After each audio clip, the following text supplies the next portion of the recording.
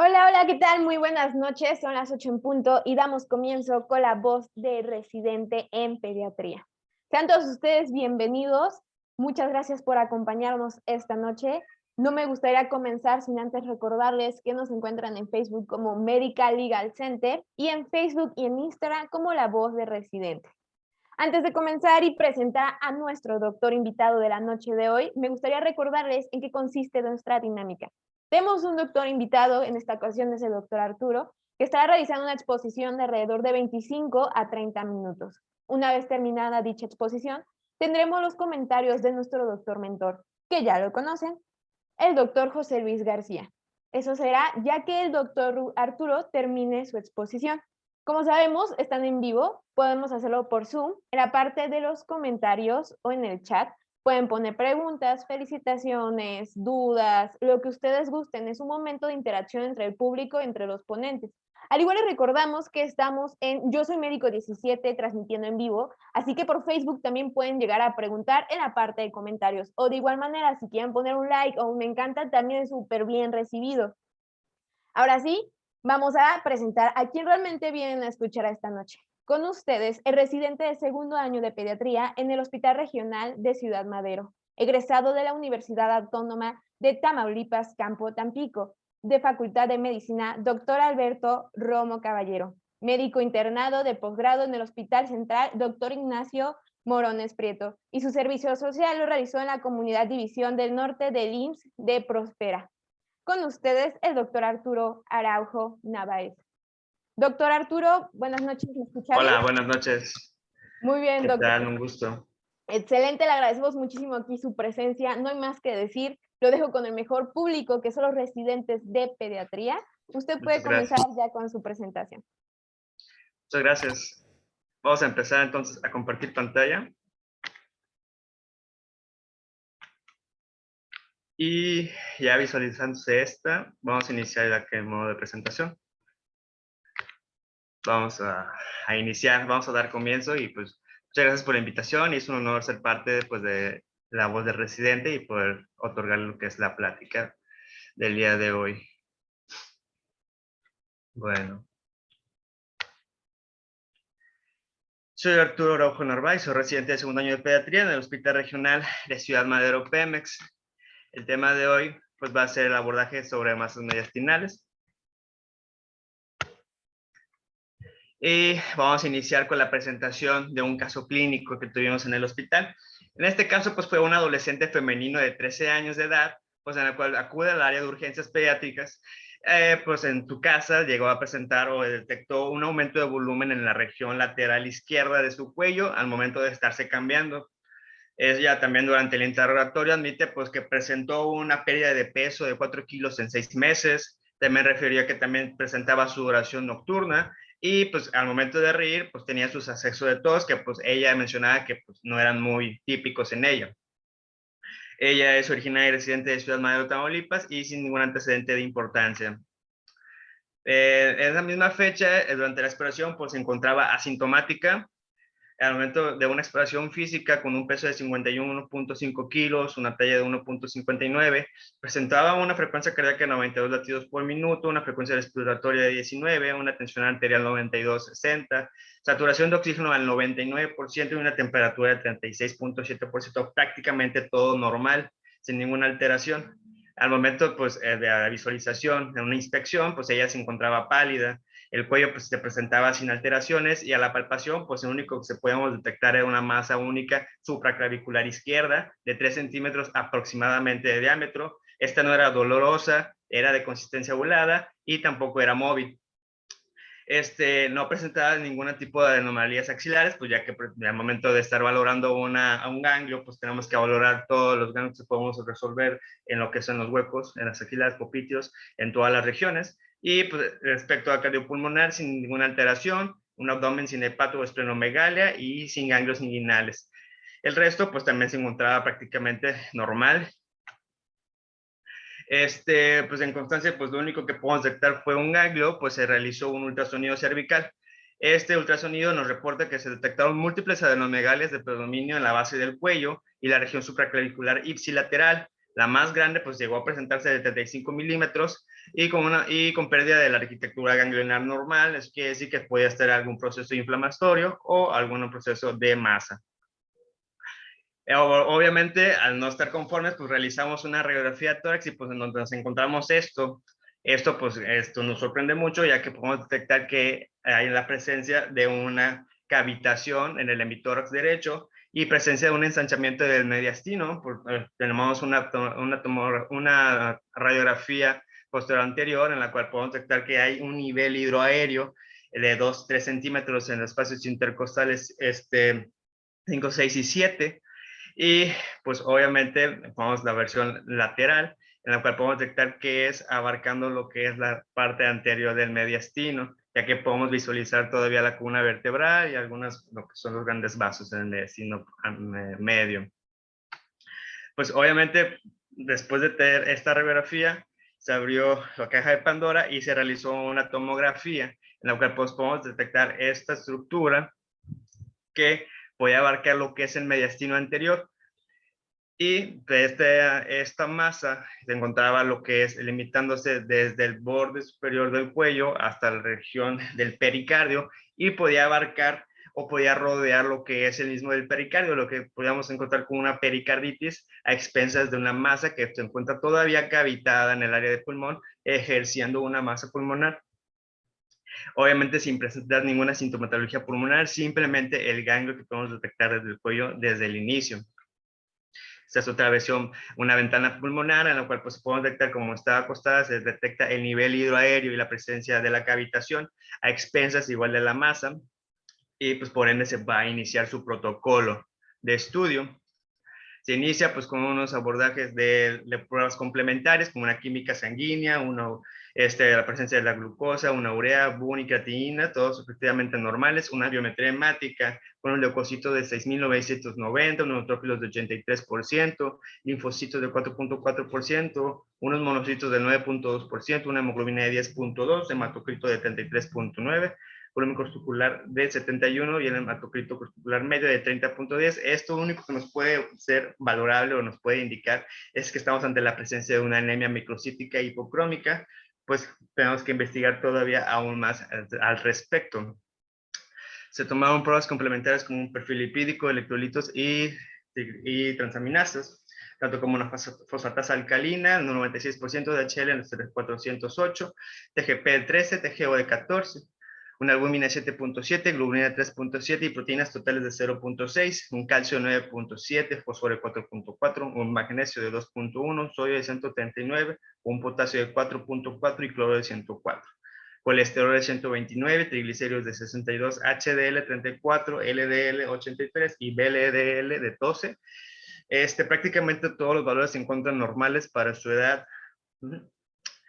Y pues todavía se realizó un ultrasonido pélvico para poder abordar lo que es la presencia quizás de alguna masa de origen germinal, en el cual pues se detectó un útero de 61 milímetros por 24 por 36 milímetros, en un miómetro normal, un endometrio lineal de 3.1 milímetros de grosor, ovarios sin lesiones evidentes y sin líquido libre en la cavidad pélvica. Eso nos quiere decir pues que prácticamente también el ultrasonido pélvico se encontraba normal y sin ninguna alteración y sin presencia de ninguna masa que podía considerarse de origen embrionario o un origen germinal.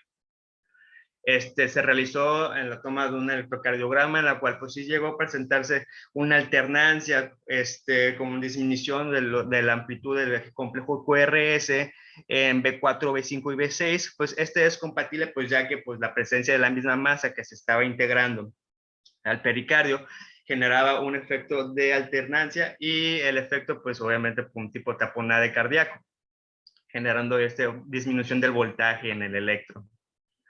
Se realizó un ecocardiograma donde se observa un derrame pericárdico anterior y posterior cuantificándose aproximadamente de 425 mililitros sin generar al momento pues alguna repercusión hemodinámica en el paciente.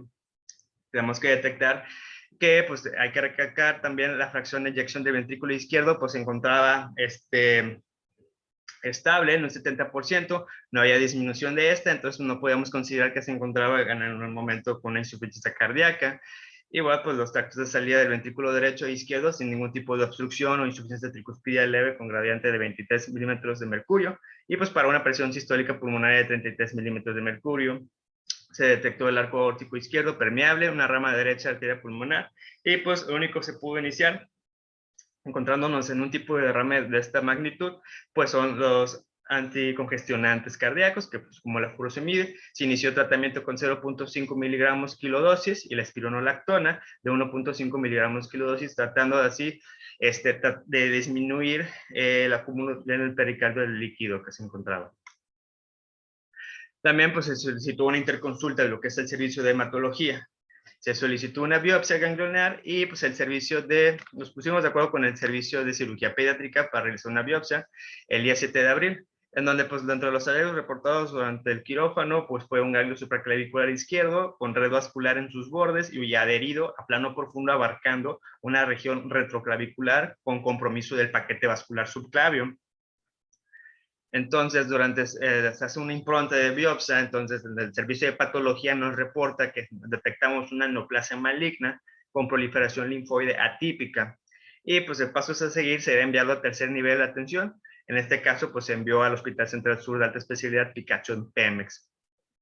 Ya tiene el resultado de patología, se solicita, pues se recaban los resultados del laboratorio con ácido úrico de 8.3, un sodio de 137, un potasio de 4.1, un cloro de 97, un calcio de 10.1, un fósforo de 4.1 y un magnesio de 2.2. La fetoproteína de 0.9, una gonadotropina coriónica humana menor de 1.2, antígeno carcinoembrionario de 0.9. Eso quiere decir que están dentro de sus valores normales y se encuentran negativos, pero pues a la existencia de de una masa germinal o un tumor germinal maligno. Y respecto al ácido úrico, se encuentra elevado, entonces por lo cual se inició pues un probable tratamiento de allopurinol de 400 miligramos metro cuadrado día, para evitar lo que es el progreso de un síndrome de lisis tumoral en nuestra paciente antes de su envío a tercer nivel. Y ya entrando ya en el abordaje de masas mediastinales, hay que hablar sobre un poco del tema, conocer cuáles son las diferentes masas que nos podemos presentar, nos podemos encontrar. Eventualmente esta paciente pues, no encontraba ningún otro síntoma nada más que los ganglios cervicales, por lo cual se debe considerar cómo se puede iniciar un abordaje para poder llegar al diagnóstico adecuado.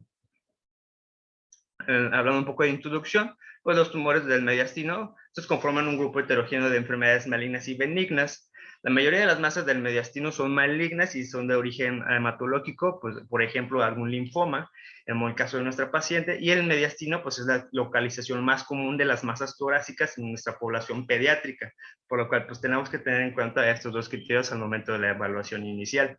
La localización de la masa se relaciona con las características clínicas y la aparición de las complicaciones. Mientras más grande sea la masa o mientras más grave o más severa, mayor serán las complicaciones y mayor serán los síntomas que podemos encontrar inicialmente. Las masas mediastinales del compartimento anterior del mediastino pues son las más frecuentes y representan hasta el 50% de los tumores mediastinales. Aproximadamente el 40-60% de estos pacientes con tumores en el mediastino son asintomáticos. La sintomatología es muy variable y tenemos que ser muy presquiciosos o muy meticulosos de encontrar algún dato que nos pueda explicar esta lesión. Generar síntomas derivados, pues, de la compresión de otras estructuras del mediastino por efecto de masa, son los principales síntomas que podemos detectar, como la obstrucción de la vía aérea, la infección de la disnea, la ortopnea, y pueden representarse como urgencias respiratorias obstructivas al comprimir las estructuras de la vía aérea, por lo tanto tendrá que intubar. Los tumores mediastinales pueden ser primarios o secundarios. Los primarios, pues en su mayoría pueden ser de origen tímico, neurogénico, linfático, de suelas germinales o mesenquimatosas, y los secundarios son metastásicos, son el resultado pues, de la propagación linfática de neoplasias localizadas en diferentes órganos intratorácicos hacia los ganglios mediastinales. Requieren cirugía como un método diagnóstico o como tratamiento definitivo para pues, un adecuado abordaje. Y tenemos aquí la representación, un cuadro, dependiendo del compartimento que podemos encontrar, se van a detectar distintas patologías. Hablando del mediastino anterior, pues lo más común que se puede encontrar en la literatura es la presencia de linfomas, aunque también tenemos que descartar la aparición de tumores germinales como algún teratoma, algún desgerminoma, el coriocarcinoma y algunos senos endodérmicos, y los timomas como una tumoración primaria. Hablando respecto al mediastino medio, los linfomas de origen como Hodgkin o no Hodgkin pueden abarcar esta situación, o tumores cardíacos, algunos quistes broncogénicos. Y en el mediastino posterior, pues es más común o es más probable que se trate de un neuroblastoma, así como de un ganglioneuroblastomas, un ganglioneuronas y tumores germinales. Aquí tenemos cómo podemos detectar la estructura anatómica y cómo podemos evidenciar cuál es la región anterior que podemos detectarla. Al principio previsceral y la región posterior, pues ya donde se encuentra lo que es la columna dorsal. Y pues la región visceral, donde se encuentran por los grandes vasos y el corazón. La literatura menciona, según el porcentaje de localización, aquí en México se encontró un artículo en el cual, pues, la localización más común que se puede detectar de las masas mediastinales en pediatría es la región anterior en el 57%. Después secunda la región posterior con un 38% y el mediastino medio en un 5%. Respecto al mediastino anterior, pues vamos a detectar que las tumores de células germinales malignas abarcan un 42%. Posterior secunda lo que son los neurogénicos en un 33%, después un linfoma no Hodgkin en un 19% y los sarcomas en un 4.7%. También tenemos que reconocer que el tumor más común del mediastino anterior es el linfoma, cerca de 2/3 partes de los linfomas no Hodgkin y 1/3 de los linfomas Hodgkin, y los tumores de células germinales ocupan el segundo lugar del mediastino anterior, como se ha mencionado pues, en la diapositiva anterior. Otro estudio abarcaba sobre la presencia de síntomas respecto pues, la presentación más común que de masas en el mediastino, y en este estudio se encontró que en el 43% se encontraban en el mediastino posterior estas masas, haciendo un aumento de la sintomatología en el dolor abdominal en la espalda en un 10.8%, y en el mediastino anterior en un 31% y en el mediastino medio en un 24%. Y pues el dato más común o síntoma que podemos detectar es la tos. La tos en un 38%, acompañado de una disnea en un 20%. Pues podemos detectar que los síntomas son muy variables y pues tenemos que abordar también los síntomas que nos pueden orientar hacia el diagnóstico. De primera instancia, como se ha visto en la bibliografía, la tos o la presencia quizás de algún dolor torácico o la disnea progresiva en el paciente con alguna baja tolerancia al ejercicio, de que tenga dificultad para la deglución porque el mismo efecto de masa esté obstruyendo lo que es el esófago y le impida lo que es la alimentación. Algunos datos como cefalea, mareo, confusión por una disminución del bajo gasto o una disminución del aporte de oxígeno esté provocando esta disminución de la alteración de conciencia. Y algunos datos de alarma que nosotros tenemos que tener siempre en cuenta es que si el paciente llegara a presentar algún tipo de dolor óseo o si llega a tener alguna pérdida de peso, con un síndrome constitucional de mayor del 10%, o a la presencia quizás de petequias o equimosis o de lesiones hemorrágicas, para poder así orientarnos quizás hacia un diagnóstico hematológico.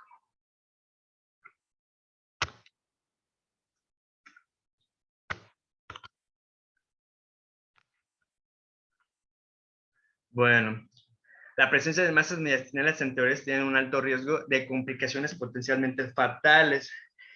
El 60% pues podría abarcarse quizás por la presencia de compresión de la vía aérea. También nosotros podemos encontrarnos quizás de una obstrucción, un retorno venoso y una obstrucción del bombeo cardíaco. Esto también nos revela que podemos encontrar al paciente en un estado de shock o quizás en un caso de dificultad respiratoria por una obstrucción. Otros síntomas quizás menos comunes en este tipo de pacientes es que quizás podemos encontrar algunos ruidos cardíacos en el mediastino más fuertes de un lado o del otro, por lo general en el lado derecho, por el efecto de masa que podemos oír o por la misma obstrucción de la masa que podría opacar quizás o velar los sonidos torácicos. Los signos pleurales como la reducción de la entrada de aire, la presencia de ortoapnea, la tos seca, los signos del síndrome de vena cava, como el engrosamiento de las venas o la infiltración de las venas de la cabeza y el cuello, o la misma presencia de un edema facial. Signos neurológicos que produce confusión, síncope o reducción de la escala de Glasgow, y signos de compromiso cardiovascular como la presencia de pletora facial, taquicardia. Esto, pues, alguna insuficiencia cardíaca compensatoria que tenemos que realizar por la falla del bombeo del paciente. Signos de malignidad, como se había mencionado previamente, pues la presencia de dolor óseo, pérdida de peso y petequias, que pues, hay que recalcar que tenemos que tener presentes al momento de la exploración física. Y tenemos distintos diagnósticos diferenciales. Hablando como la tabla del principio, en una masa del mediastino anterior, los linfomas se pueden encontrar en primer lugar, y algunos tumores sólidos como los germinales o los teratomas. En las masas mediastinales, tenemos que tener en cuenta que más que nada podemos encontrar como síndromes genéticos y la presencia de quistes broncogénitos o alguna duplicación intestinal quística. También tenemos que descartar que haya presente o que tenemos ante un paciente con tuberculosis. Y respecto a las masas mediastinales posteriores, pues el neuroblastoma siempre va a ser en primer lugar que tenemos que descartar.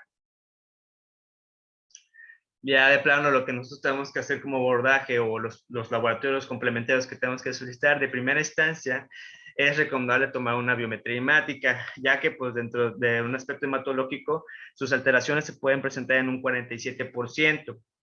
En un 50% estas alteraciones se refieren a una anemia moderada, en un 20% podemos encontrarnos una leucocitosis y hasta en un 10% podemos encontrarnos una trombocitopenia.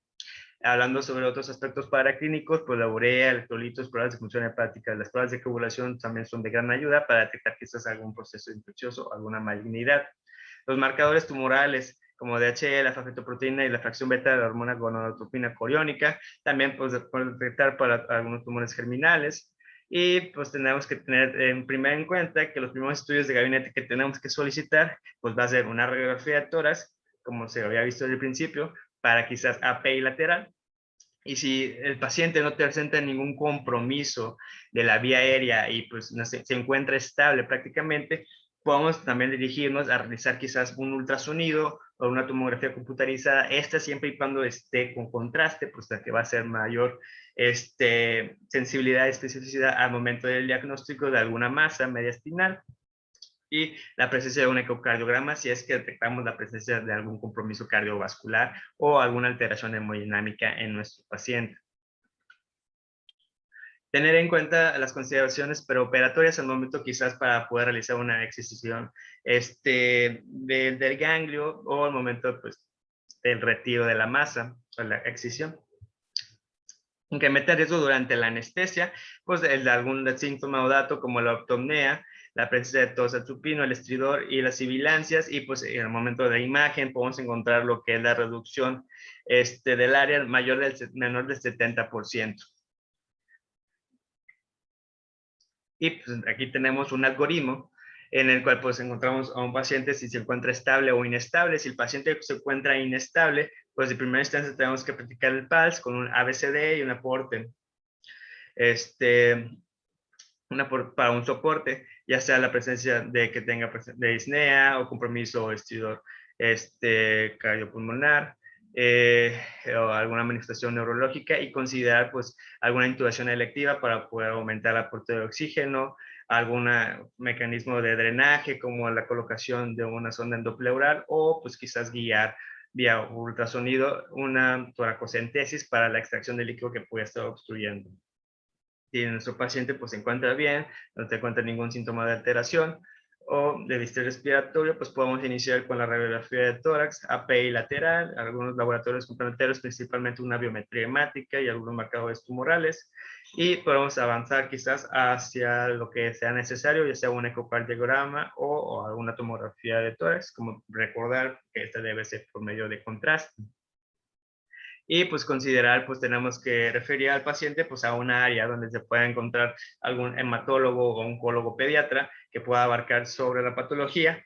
Y pues en caso de que pues, nuestro paciente llegara a presentar elevación del ácido úrico, pues el uso de allopurinol o hiperhidratación de 2.5 litros por metro cuadrado.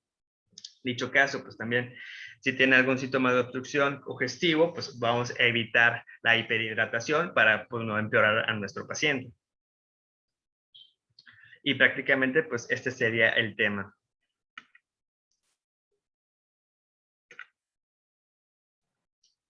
doctor, ¿ya sería todo de su presentación? Sí. Muy bien, muchísimas gracias. ¿Sería tan amable de dejar de compartir pantalla? Igual mientras el doctor termina de compartir la pantalla, les recuerdo, porque ahorita estoy viendo un poquito de interacción de levantar mano de Alejandro Vázquez. La única manera en la que tengo de tener interacción con el público es haciéndola por parte del chat. Entonces, si por favor puede hacer su pregunta o su comentario por parte del chat en la parte de abajo de Zoom, con mucho gusto se las estaré leyendo al doctor Arturo en caso de que tenga alguna pregunta. También les recuerdo que si nos están viendo por Facebook, en caso de que quieran comentar o preguntar algo, lo podemos hacer por parte de los comentarios en la parte de abajo también. Ahora sí, muchas gracias, doctor Arturo. Ahora sin más que decir, vamos con nuestro doctor mentor de todos los martes, el coronel médico cirujano pediatra José Luis García. Buenas noches, doctor, ¿sí me escuchan? Sí, buenas noches, ¿cómo están? Buenas noches, doctor. Muy bien, aquí muy interesadas en saber qué es lo que opina del tema. Sí, pues en realidad es un tema muy interesante y muy bueno, primero felicitar al doctor Arturo por su exposición, resumió de una manera muy... Muchas gracias. Esta patología, ¿verdad? Es un problema, los tumores mediastinales es todo un reto para, en este caso, para los pediatras, pero pues ya lo mencionó él, requiere un abordaje multidisciplinario, interprofesional, donde pues se incluyen aparte de los pediatras, el médico general en un inicio, los pediatras, posteriormente los oncólogos, los radiólogos, los cirujanos oncólogos, cirujanos pediatras, los patólogos, los radioterapeutas, en fin, es todo un equipo para poder tratar de resolver estos problemas, ¿no? Y bueno, también lo dijo y creo que es importante reiterarlo, que las masas mediastinales en los niños conforman un grupo heterogéneo de las masas de estas neoplasias malignas y benignas.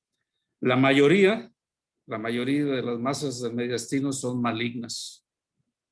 Y la mayoría, como él bien lo expuso, son de origen hematológico, ¿no? Entonces, los signos y síntomas que describió muy bien también dependen de dónde esté colocada la masa.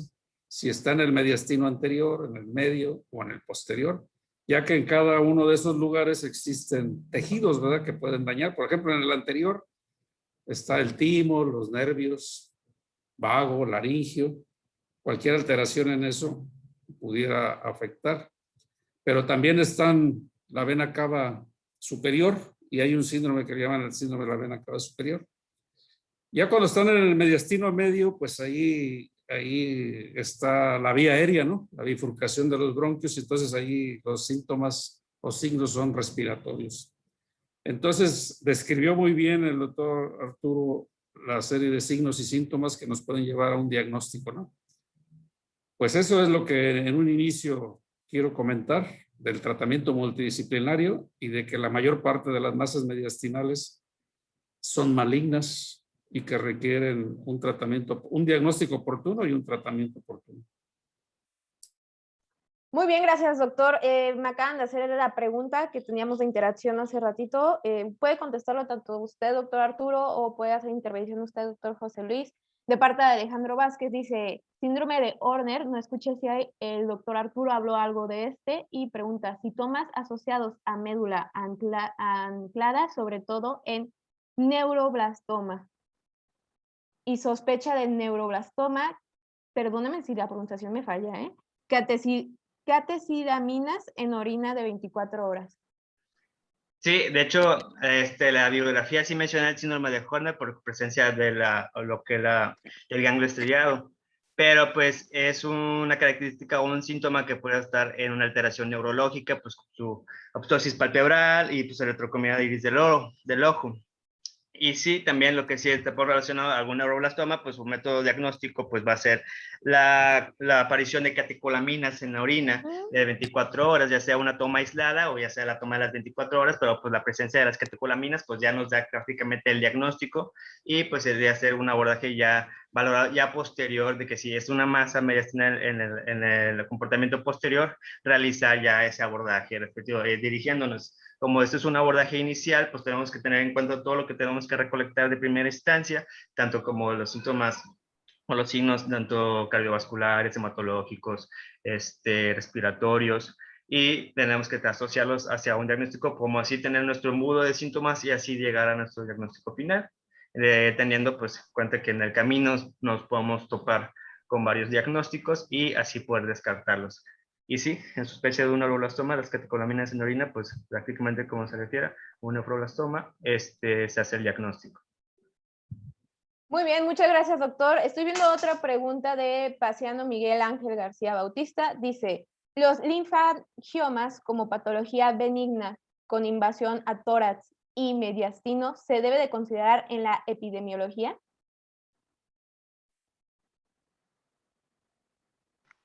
Perdón, esa pregunta se encuentra aquí en el... Sí, en la parte de abajo, doctor, dice Q y A, al lado de participantes. Eso es question and answers.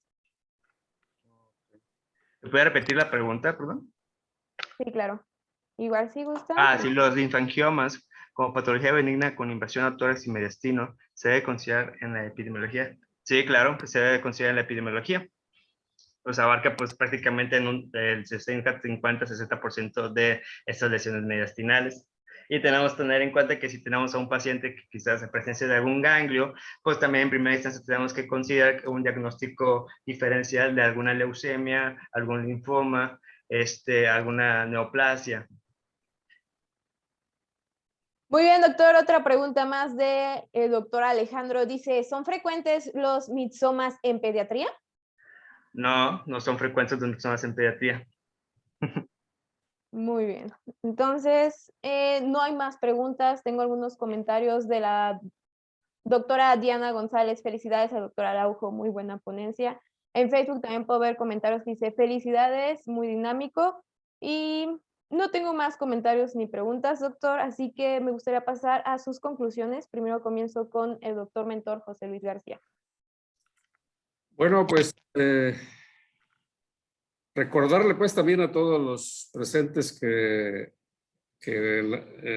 aproximadamente la mitad de estos pacientes que tienen masas mediastinales tienen síntomas y la otra no. Entonces ahí a veces es cuando tienen algún problema les toman una radiografía por alguna otra causa, se da uno cuenta del problema de la masa mediastinal, ¿no? Entonces, los que son sintomáticos, en especial, especialmente aquellos que poseen lesiones malignas, sus síntomas son los que mencionó el doctor, los más comunes: la dificultad para respirar, la tos, la fiebre, pues un malestar generalizado. Pero recordar que muchos pacientes con masas mediastinales son asintomáticos y tienen que estar muy pendiente de todo. Los pacientes cuando llegan y revisar muy bien las radiografías, aunque sean por otros motivos, para hacer uno a veces diagnósticos incidentales, ¿no? Con esas radiografías que está uno buscando otras patologías y al ver una imagen que nos recuerde una masa mediastinal, inmediatamente tratar de solicitar una revisión del caso y solicitar apoyo, ¿no? En su momento. Esas serían las conclusiones. Muy bien, gracias, doctor. Doctor Arturo, ¿me regala su conclusión, por favor?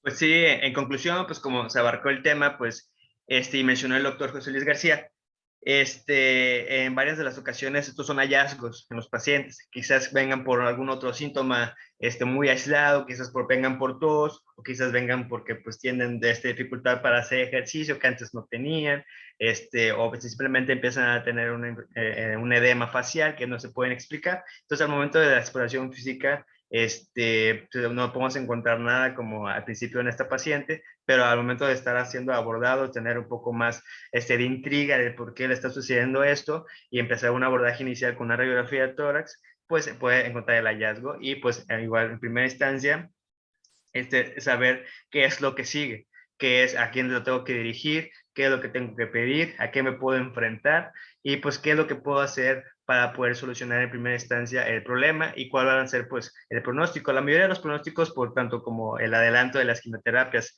en linfomas, es de muy buen pronóstico.